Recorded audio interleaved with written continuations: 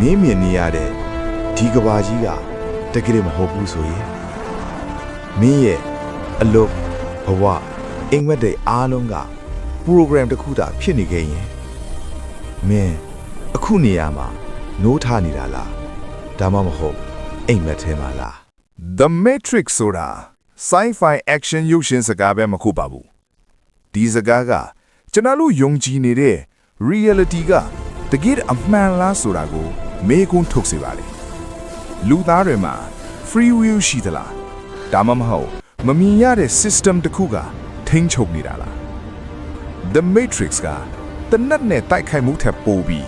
လူစိတ်ထဲကိုအမြဲမေးခွန်းတွေမေးထားနိုင်တဲ့ရုပ်ရှင်တကားပဲဖြစ်ပါတယ် နီယိုဟာနေ့စဉ်နေ့တိုင်း office မှာအလုပ်လုပ်နေတဲ့လူတစ်ယောက်ပါအရာအလုံးပုံမှန်လိုဖြစ်နေပြီးမဲ့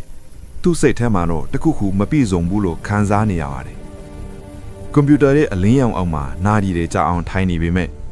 ဒီကဘာကြီးကတခုခုမားနေတယ်ဆိုတဲ့ခံစားချက်ကသူ့ကိုမလွတ်သွားပါဘူးညဘက်မြို့ကြီးထဲကိုထွက်လာတဲ့အခါလူတွေအများကြီးရှိနေပေမဲ့နီယိုကတော့တယောက်တည်းလိုပဲခံစားနေရပါတယ်လမ်းပေါ်ကမီးရောင်တွေအဆောက်အုံကြီးတွေကြားမှာ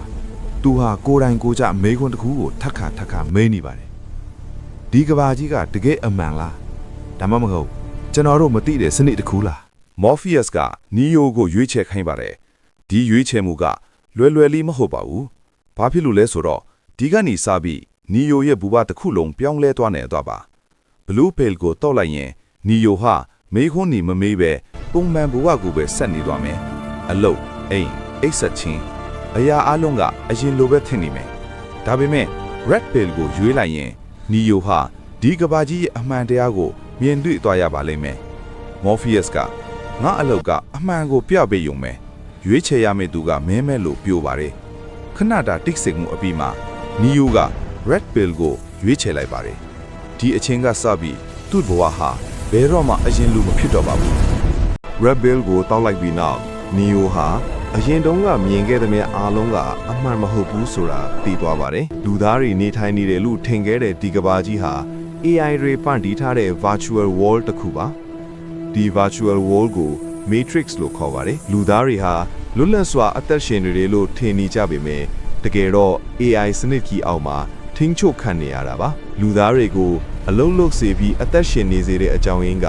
သူတို့ရဲ့စွမ်းအင်ကိုအသုံးချဖို့ပဲဖြစ်ပါတယ် AI တွေအတွက်လူသားတွေဟာစွမ်းအင်ထုတ်လုပ်ပေးတဲ့ battery တွေလိုပါပဲ Neo အတွက်တော့ဒီအမှန်တရားဟာကြောက်စရာကောင်းသလိုလက်ခံဖို့လည်းခက်ခဲပါတယ် Neo က Matrix ထဲမှာစီးမြင့်တွေကိုချိုးဖောက်နိုင်တဲ့စွမ်းအားရှိလာပါတယ်အချင်းကနေသွားနိုင်တယ်ကွာဝေးတွေကတိုးသွားနိုင်တယ်လူကားတစ်ယောက်အနေနဲ့မချစ်နိုင်ဘူးလို့ထင်ခဲ့တဲ့အရာတွေကို Neo ကစတင်ပြီးလုပ်နိုင်လာပါတယ်ဒါပေမဲ့အရေးကြီးဆုံးကခန္ဓာကိုယ်မဟုတ်ပါဘူးစီးမြင့်တွေကိုချိုးဖောက်နိုင်ဖို့ပထမဆုံးလိုအပ်တာကကိုယ့်ကိုယ်ယုံကြည်နိုင်ခြင်းပါပဲ နီယိုရဲ့လုံနိုင်စွာအားတွေတဖြည်းဖြည်းနိုးထလာချိန်မှာ Matrix စနစ်ကြီးကတိတ်လေးကြည့်မနေပါဘူးဒီစနစ်ကိုကိုစားပြုနေတဲ့သူတွေက agent တွေပါ agent တွေအတွက်လူသားတွေဟာလွတ်လပ်နေတဲ့အရာမဟုတ်ပါဘူးထိန်းချုပ်ရမယ့်အရာပါ agent Smith ကတော့ Neo ကို NDA အကြီးဆုံးလူသားလို့မြင်မိပါတယ်ဒီကနေစပြီး Neo အတွက် Matrix ထဲမှာနေရတာဟာလေ့ကျင့်ခန်းမဟုတ်တော့ပါဘူးဒါဟာအသက်ရှင်ဖို့တိုက်ခိုက်ရမယ့်စစ်ပွဲတစ်ခုဖြစ်သွားပါတယ် agent တွေနဲ့တိုက်ခိုက်မှုအပြီးမှာ Neo ဟာ Matrix ထဲမှာဘာကိုမဆိုချိုးဖောက်နိုင်တဲ့အခြေအနေကိုရောက်လာပါတယ်သူ့အတွက် Matrix ဆိုတာထောင်ချောက်တစ်ခုမဟုတ်တော့ပါဘူးနားလည်သွားတဲ့စနစ်တစ်ခုပါ Neo ကအင်အားကြီးလို့ The One ဖြစ်လာတာမဟုတ်ပါဘူး